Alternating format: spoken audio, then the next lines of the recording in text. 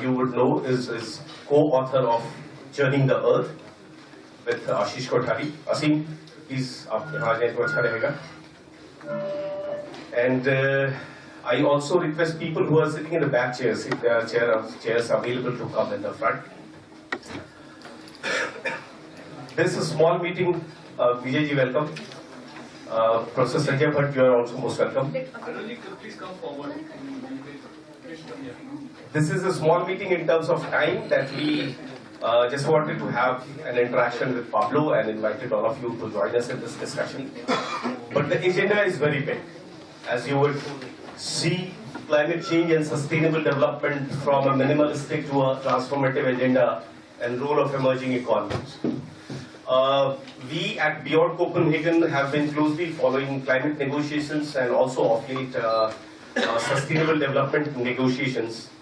And as all of us would be, we are extremely disappointed at the outcomes. And Pablo, since beginning, has been saying that we should have now wartime efforts. That is seen nowhere.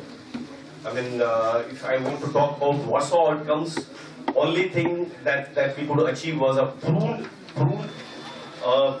say sort of mechanism on loss and damage, which was under Cancun adaptation framework, despite the fact that most of the developing countries, including G77, fiercely opposed to bring it under Cancun adaptation framework.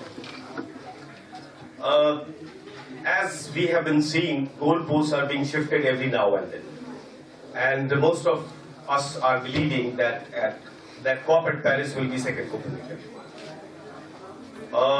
If I talk about sustainable development negotiations, I remember the UNEP report on green economy.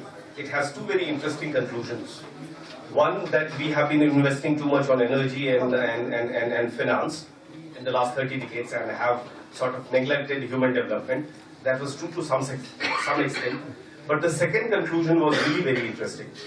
It said that the real cause of the crisis is that markets have been misinformed, and that is why they could not function appropriately. These are the conclusions which are being drawn. I mean, if you look at the HLP report or you look at the latest report of the Open Working Group, which United Nations commissioned to formulate sustainable development goals, it's more of the same. Nowhere the OWG has come out with two reports. One is called Focus Area Report, and then a brief 30-page report on their 8 sessions that they had to receive inputs from various major groups. Nowhere in both of these reports you will see that there is even a hint of radical change that is extremely essential now.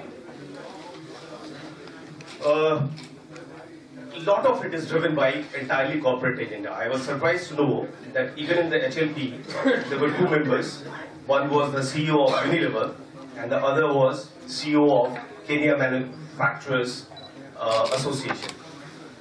And then they also organized a meeting for corporate leaders in Ghana. That is not a problem.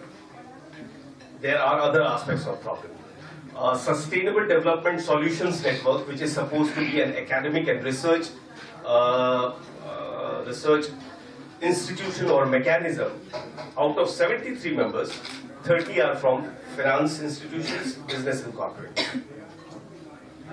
To talk about what is the situation of global wealth right now, only 3 big corporates, Royal Dutch Shell, Exxon and Walmart, they have revenues of more than GDPs of 110 countries brought together. So, coming back to the agenda, recently we also had a discussion with United Nations Secretary General's advisor on sustainable development goals, and she said very clearly that what we are looking at sustainable development goals is not a very ambitious agenda because it might not be possible to operationalize it globally. But what we require now is not a minimalistic agenda. And if we remain in the lowest level of ambitions that we are till now, we might see rise in temperature beyond 3.5 degrees Celsius. So on this note, I will stop here, and before I invite Pablo, I'll request all of you for a brief introduction. Good afternoon, my name is B.C. Jha, I am from Bharat. I am Sir Jafri, I work with Focus in the Global South. Good afternoon, my name is Manoj Srivastava. I work with Seco Econ in Jaipur and I'm calling the climate change and sustainable development. Good afternoon, my name is Nirma and I work for FED. Good afternoon, I am Nivedita, I am a journalist with Hindustan Times.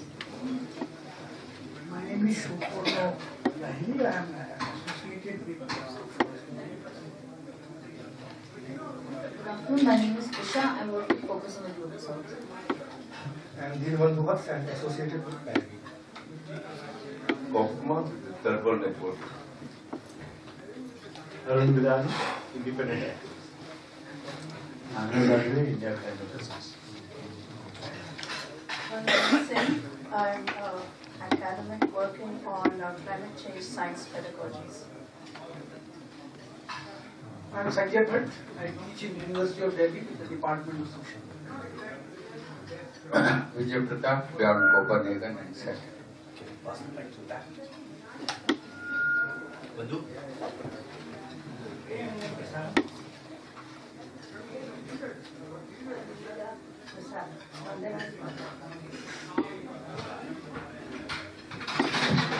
I am from PSL, Program for Social Action. Mansi, Focus on the Global South.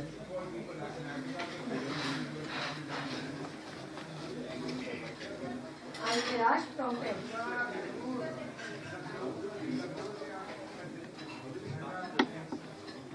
I am Manshu, I work with Bank Information Center. So warm welcome to all of you again, and now I hand over to Pablo.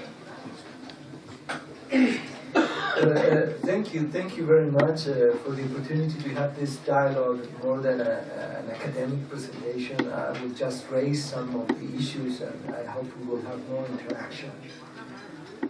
And I know it has been a very short notice, but for me it's a really deep pleasure to have the opportunity to discuss with you. Well, the main point of this dialogue is that we think that the way the negotiations are moving in the United Nations, we are not going to come up with a solution. Why? Because they are not dealing with the root causes of climate change. They are dealing only with some of the effects of climate change. So, we were discussing before that if your children has a fever and you go to the doctor and the doctor tells you that the only thing that you have to do is give him a cold shower or to take some paracetamol, but he doesn't address the infection or the mosquito bite or the indigestion that is causing that increase in the temperature, of course, he's not going to solve the problem. In a way, this is what's happening in the UN. In the UN, what we are negotiating is to reduce an amount of greenhouse gases. So we have to reach this target. Because if we are here, the temperature will increase, so we have to have commitments of each country to reduce those greenhouse gas emissions. And that is all. What is the level of energy consumption in the US and what is the energy consumption in India? Should we agree on a level that is fair for everybody and that is something that we can be available to guarantee for everybody in the planet? That's our discussion. What are we going to do with the fossil fuel reserves? You know, the problem is that we have fossil fuel reserves, and scientists, the Atomic Energy Agency has said, from the research that we have now, we can only burn 1/3. If we burn more than 1/3 of the known reserves, not the reserves that exist in the planet, the ones that we know, we're going to be above 6 degrees Celsius. So if we want to limit the increase in temperature, we have to burn only 1/3. Now,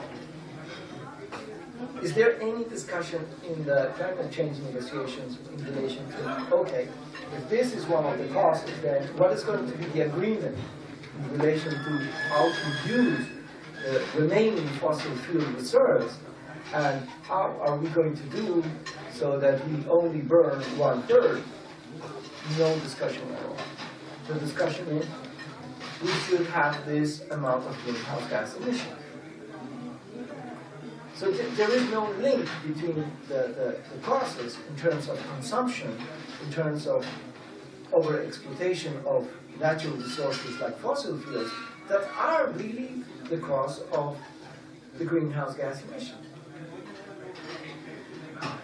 And so where are we? We are in a situation where, after all these years, and the reason why we opposed the Cancun Agreement and the Durban Agreement was that the data says that if business as usual continues, by the year 2020, we're going to have 58 gigatons of CO2 equivalent. 58, if business as usual, if we don't do nothing. And if we want to limit the increase in the temperature to 2 degrees Celsius, global emissions have to be around 44 gigatons of CO2 equivalent by the year 2020. So if by the year 2020, that means in 6 years, our emissions are not around 44, we lost the track. We are not anymore on the track. We have lost the opportunity to limit the increase in temperature to 2 degrees Celsius. Now, and if you want to limit the increase in the temperature to 1.5 degrees Celsius, they say, the scientists say that we have to have global emissions by the year 2020 of 38 gigatons of CO2. So it's, of course, even less. Now, with all the negotiations that we have had in the United Nations, in the UNFCCC, Cancun, Durban, Doha, Barcelona, how much have we reduced? So instead of the 58, we're going to be in 57. So we reduced 1 gigaton from 58 to 57, and we're supposed to be in 44 in 2020. So that is the situation. And what are we discussing in the UNFCCC now is we have the Durban platform that has 2 parts. One is we have to increase the level of ambition for emission reductions from now until 2020. It is one part. The second part is we have to agree on a convention or a protocol, it's not clear exactly what, that will come into force in 2020.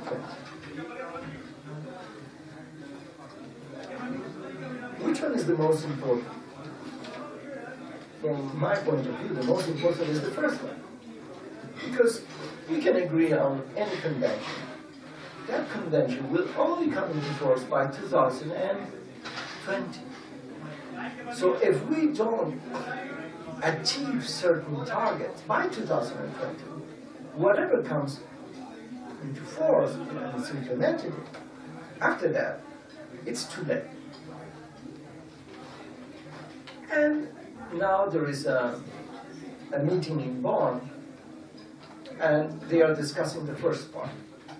What are we going to do from here? How do we increase the pledges, because now they call them pledges of emission reductions, from now until 2020. And as far as I know, the pledges have not really increased. Probably Europe at the end of the day will say, not of Bonn, but in the coming years and before 2015, that they will reduce instead of 20, 30%. We will lose by far the target of 44, probably we will reduce to 56. It's really an unsustainable situation. But there is another key data that comes from the IPCC report, the last one, the first part of the fifth one, is that the peak year. So when do global emissions have to begin to reduce? Because it's not the same if you begin to reduce global emissions in 2020 or if you begin to reduce in 2040. If you reduce, and the conclusion is that in order to achieve a path to limit the increase in the temperature of 2 degrees Celsius, the global peak year, so that means the world should begin to reduce emissions as a whole, should be 2040. That means this year. Why do scientists say that? Because, of course, you can begin to reduce globally.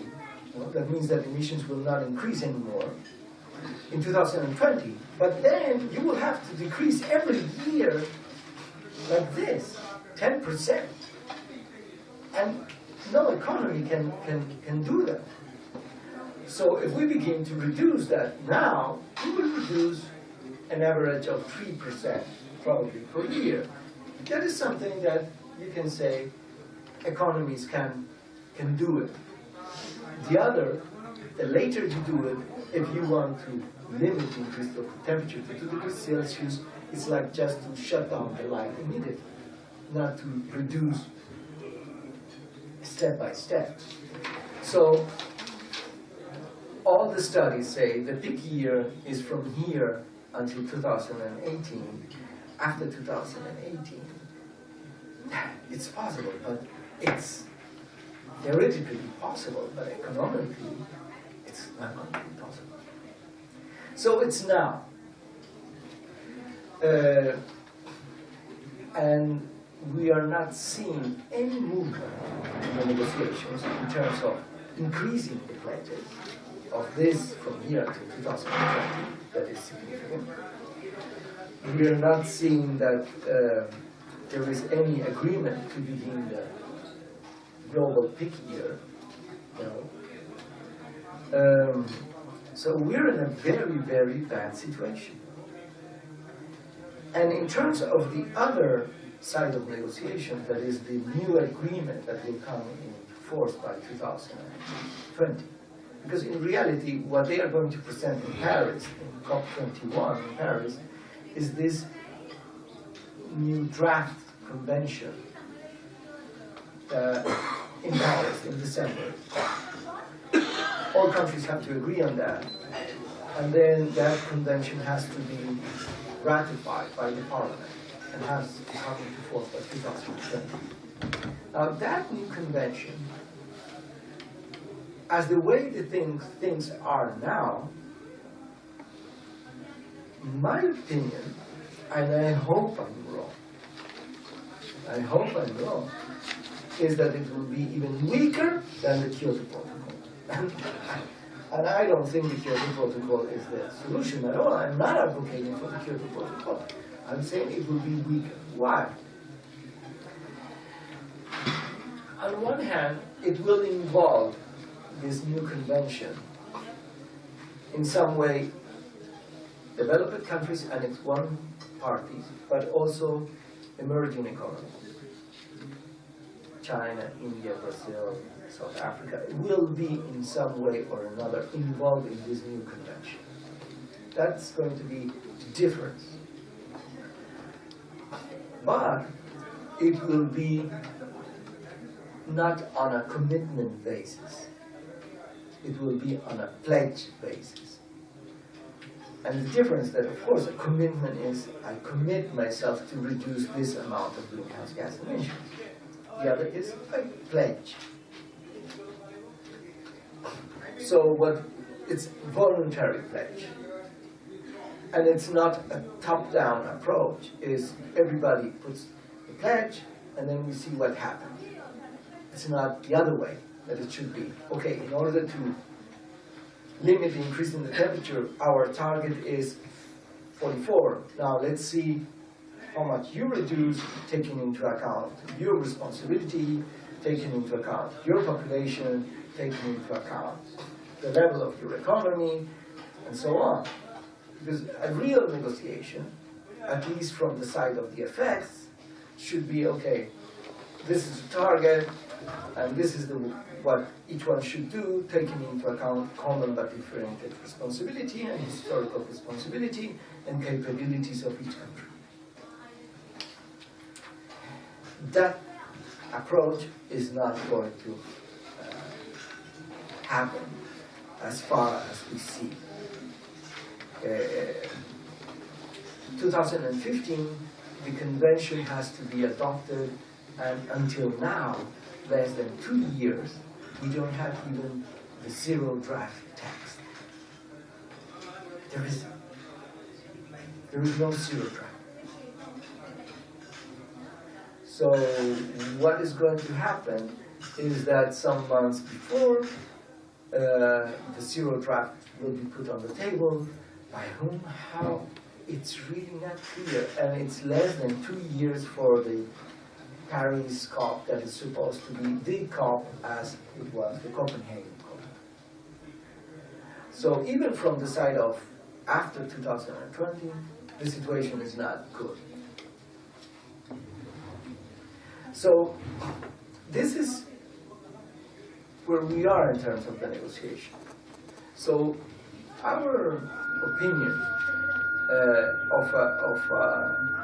of a group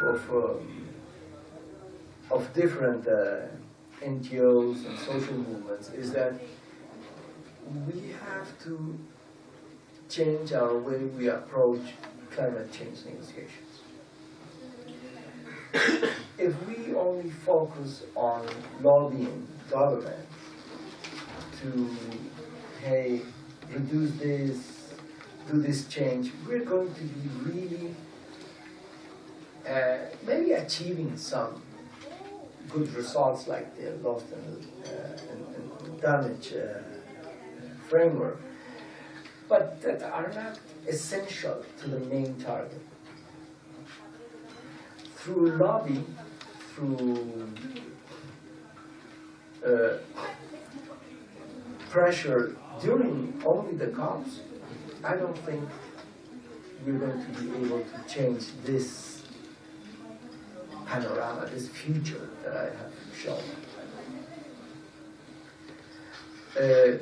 We have to realize, and this is our point of view, that climate is not an environmental issue. That the climate crisis is in reality a crisis that is very much linked to the economic crisis and is very much linked to the financial crisis. It's also linked to the food crisis.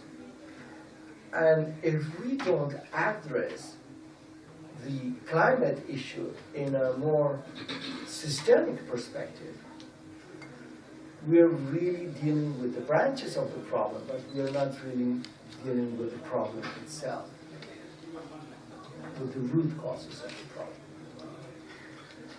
So our main proposal is let's begin to discuss the root causes of the problem that are not being discussed in the UNFCCC. And let's begin to address those issues. Some groups around the world are already doing that. We see many groups that say, oh, I don't want to invest my time in the UNFCCC. I want to fight to close this coal mine that is going to have this amount of greenhouse gas emissions. In Australia, for example, they're going to open a series of 9 coal mines, and the impact of that is going to be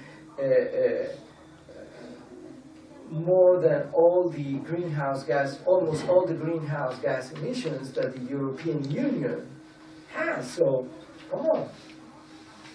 Instead of spending time in Bonn, in France, and we want to do something, let's try to do a campaign to close the coal mines in Australia, because that doesn't solve the problem, but at least that is more concrete.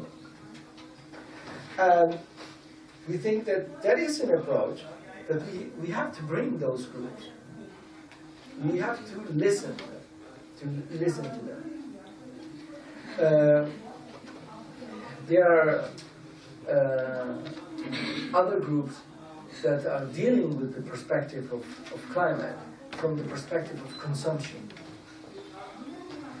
In Bangkok, where the headquarters of Focus on the Global South is, Thai CJ, the climate justice movement of Thailand, has launched a campaign that is, hey, there is a problem. The problem is not only to reduce emissions, it's how emissions are redistributed inside the country. Because in reality, the rich hide behind the poor. And when we look at the average of the emissions, we can say, oh, we're not so bad, but in reality, that is the average. The majority of the emissions come from one sector of the society.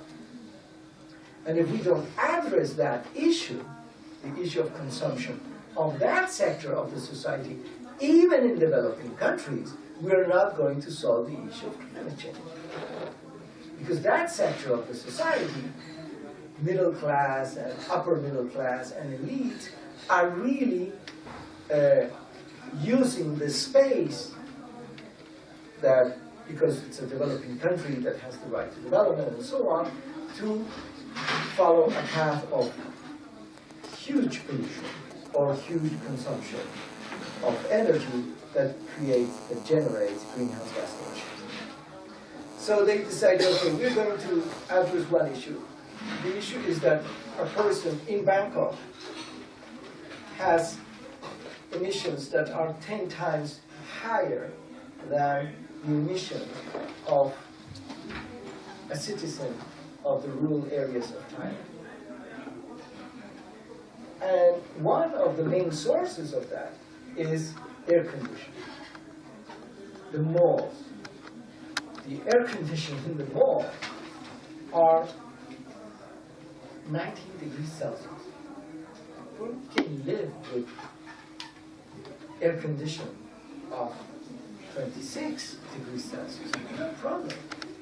So nobody's saying we don't need air conditioning, but why is it that we are spending so much energy, so much resources to have air conditioning for 19 degrees Celsius where we can have it for 26? And how much energy would we save? And if we save that, that means how much less greenhouse gas emissions we would send to the atmosphere. So they have developed a campaign bringing a polar bear to the malls of Bangkok. And the polar bear says, oh, this is very cold. This is like my place. And it's really. So you cannot address the issue. You have to address the issue of climate change from the side of the production. You have to address from the side of the consumption. We have to address the issue from the side of equity between nations and inside a nation. Of course, the US and Europe have to take the lead and have to do most of the emission reduction, and the sooner the better. But we also have to target the issue of how emissions are being distributed between different social sectors inside our countries. And there is other groups that address the issue from a different perspective. That is, okay, I'm not going to address it from the side of these projects, mega projects, dams or coal plants, how much emissions they are going to create, or from the side of overconsumption. I'm going to address this from the side of national plans of energy. So instead of going to discuss with the government what are going to be your plans for greenhouse gas emissions, why do you have this energy plan? Why is it based on coal? Why is it based on these sources of energy? And why is it, in some cases, I'm not saying that is the case of India, because in India, you need to increase the production of energy. I don't have any doubt about it. But there are other developing countries, for example, to bring again the case of Thailand, where in reality, many projects of dams are to generate energy only for malls. So 2-3 dams for 2-3 malls. So what is the sense of that? And in some cases, some energy projects like big dams are not really to deliver energy, are to create a big project that develops a big investment and a big profit for certain corporations. So in reality, the demand of energy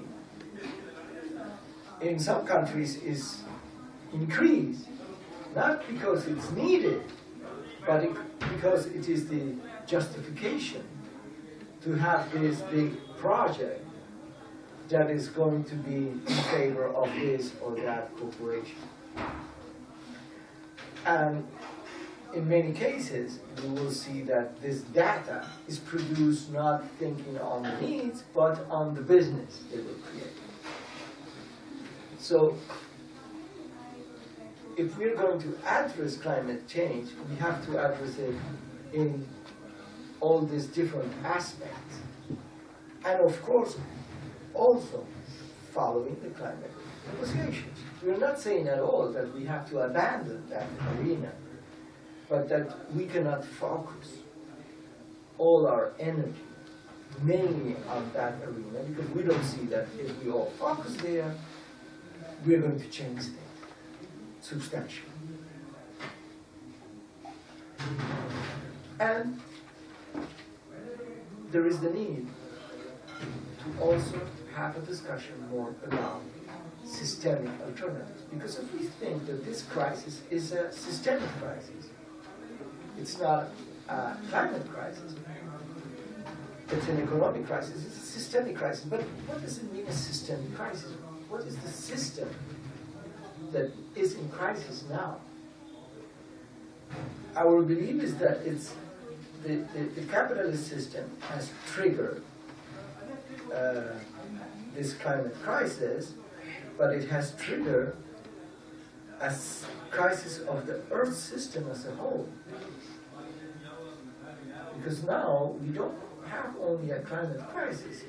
The melting of the glaciers, the acidification of the ocean, the loss of biodiversity, have a lot of interactions between them.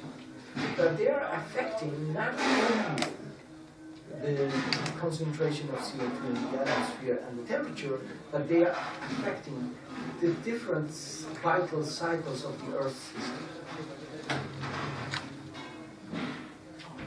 So, if we are going to think of a solution in the medium term, because we don't have long term, we have a couple of decades. We don't have too much. That is, according to the last data, we're not discussing an issue that, okay, will you see what happened. No, it's 10, 20 years more. And then it's a very different scenario. So, what the crisis is the crisis of this Earth system. That means that we have to rethink economy in a different way. Someone said, this is going to be, and I was in a debate, very interesting, and he said, his words were, this is going to be like the revolution of Copernicus. The Earth is not the center. The sun is the center. So we have to recognize that the economy and humans are not the center. That there are cycles in the Earth system that we have to take into account when we develop our economy, our human activity. And we have to, in such a way, preserve and respect those vital cycles. It's not because the Earth is not going to exist if we don't do it. No, the Earth is going to continue existing. It has existed for more than 4,000 million years, and it will exist even more. But what is really, for me, because this is a discussion, humans, as we know them, have existed for around 200,000 years. Civilizations, maybe 10,000 years, the most. But in the last 150 years, we have increased the CO2 in the atmosphere as it never happened in the past 1 million years. And it is because of this system of production that is capitalist, that is based on the overexploitation and overconsumption in order to have more and more profit. Because it's, to say that it's human activity is part of the truth, but it's not human activity as legitimate. It's an economic system that has a logic. Who needs to grow? They have convinced us that who needs to grow is us because we are a growing population and we have growing needs. But in reality, when we look at the case of India, for example, there has been economic growth for the past 10 years, around 6%. Has the poverty declined? Inequality has increased. So, who needs this economic growth? This economic growth is essential for capital in order to increase or maintain their rates of profit. So, if we are going to focus on a different system, we have to change some paradigm. The paradigm of growth has to be replaced for a different kind of paradigm. We say it has to be the paradigm of redistribution and equilibrium and balance. That doesn't mean to just stay there and do nothing. Of course, there will be always change, a dynamic equilibrium, because reality and nature always change too. But one thing is to think that we are going to grow forever. That is non-scientific. Nothing in nature and in this Earth system grows forever. Only the capitalists believe is that we can grow forever. In reality, we have to discuss this and we have to come with systemic alternatives. That is why, for example, we have began a project. You can look at it. It says systemicalternatives.org. That is to begin to discuss from the perspective of indigenous people in Latin America, from the perspective that promote the well-being and rights of Mother Earth. In Europe, there is a movement that says growth. There is the eco-socialist. There is the eco-feminist. focus on the Global South promotes and has promoted deglobalization. So if we want to address the climate crisis, we have to look at all these different alternatives. All of them have contradictions, have flaws, have weaknesses, but also all of them have strengths. And we have to learn from them. And it is in the interaction of these different alternatives, food sovereignty and others, that we are going to be able to go and promote more systemic alternatives. So our movement for climate justice in reality is a movement that seeks something much more than to address the issue of climate. We cannot succeed in the climate justice movement if we don't address the economic side, consumption, the patterns of production, of redistribution of wealth. And now we are discussing what to do. And there are different organizations that say, okay, we have to strengthen climate justice now, you know, or create a stronger climate network. We have to link it more to social movement. I think there is an agreement almost in the majority in relation to that. There are also some that now they say, oh, we only focus on the negotiation. But I would say the majority agree that now we have to link with social movement. But now there is others that say, yeah, but let's not only do a climate movement. Let's think more of a systemic movement that addresses climate. And climate is one of the key entry points, but to address all the issues of inequality, of redistribution, that is a more systemic movement. And instead of trying to have a campaign that is only climate, it's more to develop a movement that addresses the different elements and the root causes of climate, a more system change movement. And this is just the beginning of the discussion. There is no network, and everybody says, oh, it's not the issue to build a new network, because that's very easy. We come together from here and there, and we say, this is the new network, and this is our webpage, and that's it. We are the new, no, we need to rethink. The problem is deeper than what we thought. And definitely, it will not be solved with the methods, with the kind of campaigns that we have addressed until now. So, we have to follow the advice of Einstein. If you want to have a different result, don't do the same that you have been doing. And this is the case.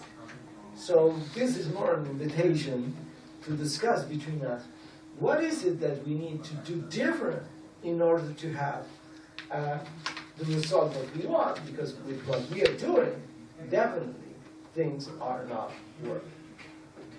Thank you.